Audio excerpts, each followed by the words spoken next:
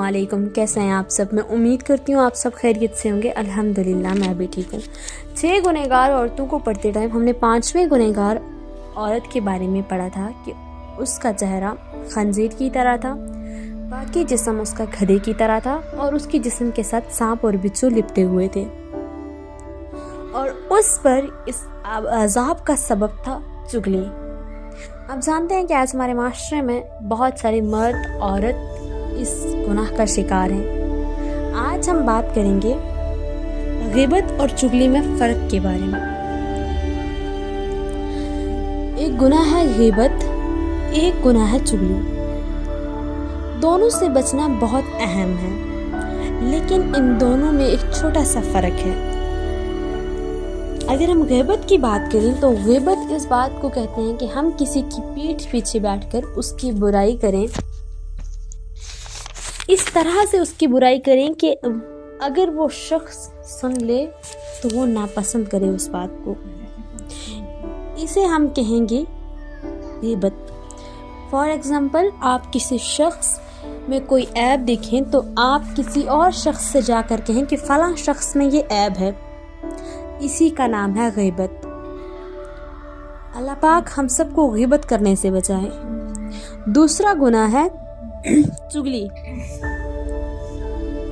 अगर हम किसी शख्स की बुराई इसकी पीठ पीछे इस नीयत से करें ताकि उन दोनों में लड़ाई हो, जिसे हम सुना रहे हैं और जिसके बारे में सुना रहे हैं, उन दोनों के दरमियान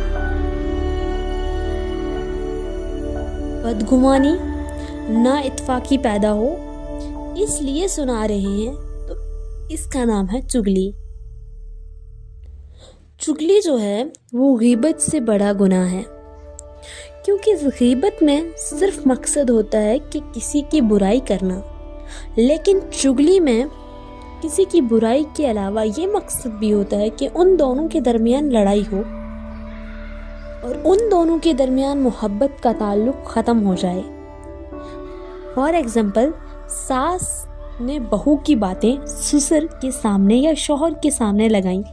अब शौहर बीवी से खफा हो रहा है, ससुर भी बहू से खफा हो रहे हैं, या उनके दिल में कोई मलाल है। ये चुगली है और ये हराम है। और आजकल ये मसला बहुत आम है। आप जानते हैं कि हमारे हर घर में ये मसला आम हो चुका है।